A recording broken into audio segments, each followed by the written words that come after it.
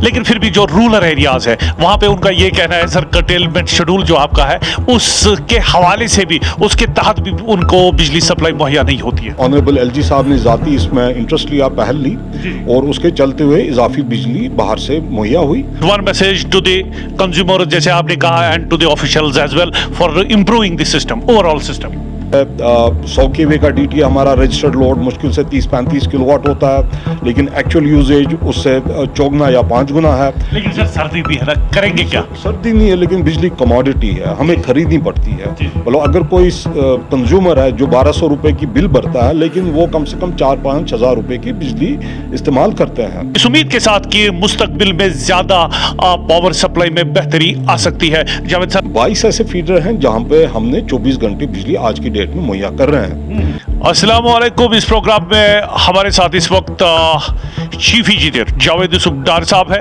जाहिर सी बात है जब बिजली की बात आती है तो ये ऐसे ऑफिसर्स हैं जो कंज्यूमर्स तक ज़्यादा से ज़्यादा और कर्टेलमेंट शेड्यूल को इम्प्लीमेंट करने के हवाले से अपनी सलाहियतों को बरोकार लाते हैं। हाँ, पहले तो जब मौसम सरमा शुरू हुआ हमने देखा कि शिकायत बहुत थी, लेकिन अल्हम्दुलिल्लाह उसमें काफ़ी इम्प्रूवमेंट है। जावेद साहब, my direct question to you sir, what is the present position sir? जी जैसे आपने कहा कि मौसम सरमा जब आता है जो दर्जारत में कमी आती है तो उसके चलते हुए डिमांड में काफ़ी इजाफा होता है और ये एक चैलेंज होता है वो डिमांड मीट करने को। अगर हम इसमें थोड़ा बहुत पीछे चले जाएं कि अगर 18-19 की बात करें तो करीब करीब हम 1200 मेगावाट पीक डिमांड मीट कर पाते थे सरमा में, और जिसके चलते हुए काफ़ी कुछ कर्टेलमेंट होती थी। लेकिन पिछले 3-4 साल में जो हमने कैपेसिटी एडिशंस की, चाहे वो ट्रांसमिशन लेवल पे हो या डिस्ट्रीब्यूशन में रेसिंग स्टेशंस काफ़ी सारे बने या डीटीज काफ़ी लगे, सो उसके चलते हुए पिछले साल हमने 1700 से 1800, हालांकि शायद 1890 मेगावाट भी हमने पीक डिमांड मीट की। अब उसमें सूरत हाल है जैसे मैं बार बार कह चुका हूँ कि जो पावर है ये कमोडिटी है, ये खरीदनी पड़ती है। जी जी जी। सो सरकार को बाहर के जो जनरेटर्स हैं खासकर सर्दियों में, क्योंकि जो यहाँ पे जो दरिया हैं चाहे झेलम हो चाहे चिनाब हो, जो इस पे जो पावर प्रोजेक्ट्स हैं चाहे हमारे पीडीसी के हो या एनएचपीसी के हो, उनकी जनरेशन काफ़ी कम हो जाती है। इसलिए ये मतलब इट इज़ नॉट डूएबल। जैसे आप समझ सकते हो कि अनलिमिटेड रिसोर्सेज सरकार के पास भी नहीं है बिजली खरीदने के लिए। सो ये लाजमी बन जाता है कि जो सार्फिन है वो कॉपरेट करें, वो डिपार्टमेंट के साथ आगे बढ़ें, तो तब जाके जो बिजली की सूरत हाल बेहतर होगी। कोशिश हमारी ये रही है कि जो पिछले साल जो शेड्यूल था बिजली का, ज़्यादातर ये था कि जो मीटर्ड एरियाज़ थे 4.5 घंटे की कर्टेलमेंट रहती थी और जो नॉन मीटर्ड हैं 8 से 10 घंटे की कर्टेलमेंट रहती थी। इस साल भी हमारी कोशिश रही, लेकिन क्योंकि अवेलेबिलिटी शायद उतनी हद तक नहीं थी इसलिए थोड़ी बहुत कर्टेलमेंट ज़्यादा हुई। लेकिन tell me honestly sir, are you now personally satisfied जो हालात पहले थे? तो अब चूंकि मुझे लगता है किसी एरिया से सर पॉजिटिव सिग्नल जो है वो आ रहे हैं, लेकिन फिर भी जो रूरल एरियाज है वहाँ पे उनका ये कहना है सर कर्टेलमेंट शेड्यूल जो आपका है उसके हवाले से भी उसके तहत भी उनको बिजली सप्लाई मुहैया नहीं होती है। जी जो सूरत हाल जो नवंबर का पहला हिस्सा था, पहले 2 हफ्ते थे, उसमें सूरत हाल अच्छी नहीं थी, लेकिन फिर ऑनरेबल एलजी साहब ने ज़ाती इसमें इंटरेस्ट लिया, पहल ली और उसके चलते हुए इजाफी बिजली बाहर से मुहैया हुई। उसकी वजह से सिचुएशन में इम्प्रूवमेंट आई है। लेकिन जैसे आपने कहा कि कुछ एरियाज़ में हम पूरी तरह से जो कर्टेलमेंट शेड्यूल है उसको एडर नहीं कर पाते हैं और एक्स्ट्रा कर्टेलमेंट होती है।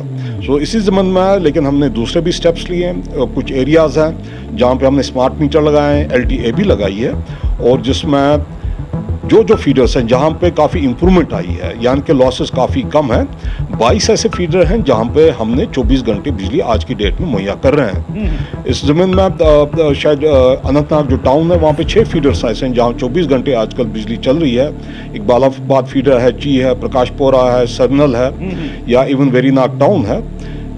सारी शरीफ का जो सैटेलाइट टाउन है वहाँ पे है। बांडीपोरा के पापछोर और निशात फीडर्स हैं, शहरी श्रीनगर के कुछ फीडर्स हैं। So we are trying to reward जो कंज्यूमर्स हैं जो हमारे साथ कोऑपरेट कर रहे हैं, जुडिशियसली बिजली का इस्तेमाल कर रहे हैं, और जहाँ पे लॉसेस काफ़ी कम हैं वहाँ पे हमारा वादा है कि हम 24 घंटे बिजली देंगे। सर क्या मज़ीद जो मुस्तकबिल है सर मज़ीद इम्प्रूवमेंट की बेहतरी है?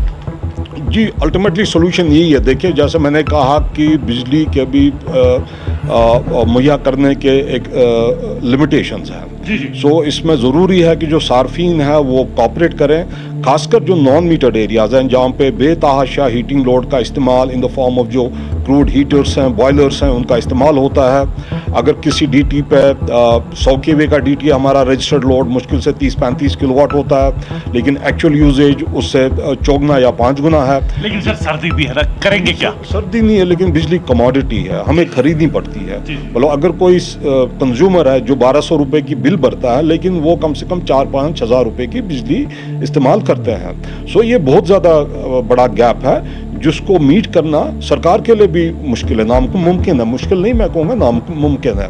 इसके लिए सार्फिन को ज़रूर है कि ज़रूरत इस चीज़ की है कि जो ये क्रूड हीटर्स हैं, बॉयलर्स हैं, इसका इस्तेमाल बंद करना होगा। और उसके अलावा जो मीटर्ड एरियाज़ हमारे हैं, जहाँ पे हमने अब स्मार्ट मीटर्स में कई जगह लगाए हैं, कुछ सार्फिन है जो अभी भी हुकिंग करते हैं। सो इसके चलते हुए जो अच्छे सार्फिन हैं जो हुकिंग नहीं करते हैं, जो अब वक्त पे अपने बिजली का बिल पे करते हैं, उनको दुश्वारियाँ होती हैं। तो ये समझने की कोशिश है कि जब तक हम अपने बिजली का जो यूजेज है, जो इस्तेमाल में, उसमें बदलाव नहीं लाएंगे, ये परेशानियाँ रहेंगी। Sir just one message to the consumer, जैसे आपने कहा, and to the officials as well for improving the system, overall system. इसमें मैंने जैसे कहा कि जो क्रूड हीटर्स और बॉयलर्स का इस्तेमाल है, इसको तर्क करना होगा। Will have to move to जो एनर्जी एफिशिएंट जो एलिमेंट्स हैं। हीटर्स तो नहीं इस्तेमाल कर सकते हैं, we should shift to LPG, या कहीं पे अगर आपका मीटर पे आप ज़रूर इंडक्शन हीटर का इस्तेमाल कर सकते हैं। बॉयलर तो बिल्कुल इस्तेमाल नहीं करना चाहिए। हमें जो प्रॉपर जो हीटिंग इम्प्लीमेंट्स हैं जैसे गीज़र्स होते हैं, उस पर आना चाहिए। और डिपार्टमेंट के साथ जहाँ पे हम स्मार्ट मीटर लगा रहे हैं या LTAB लगा रहे हैं, इसमें कोऑपरेट करें। यही एक सोल्यूशन है। और RDSS जो अभी लॉन्च हुई है स्कीम है, कुछ एरियाज़ में हमने वो काम भी शुरू किया है। अगले 1-2 साल के चलते हुए जितने एरियाज़ अंडर LTAB और स्मार्ट मीटरिंग आएंगे, उन एरियाज़ में आप देखेंगे कि 24 घंटे बिजली रहेगी और सिचुएशन में काफ़ी इम्प्रूवमेंट आएगी। बहरहाल ये थे चीफ इंजीनियर डिस्ट्रीब्यूशन, काफ़ी बासलाहियत ऑफिसर जावेद यूसुफ डार साहब, जिन्होंने बरहा रास्त एक तो सार्फिन से भी अपील की और मुलाजमीन से भी, इस उम्मीद के साथ कि मुस्तकबिल में ज़्यादा पावर सप्लाई में बेहतरी आ सकती है। जावेद सर, आपने हमारे साथ बात की, आपका बहुत बहुत शुक्रिया। आसिफ के साथ मुझे दीजिए इजाज़त, खुदा हाफिज़।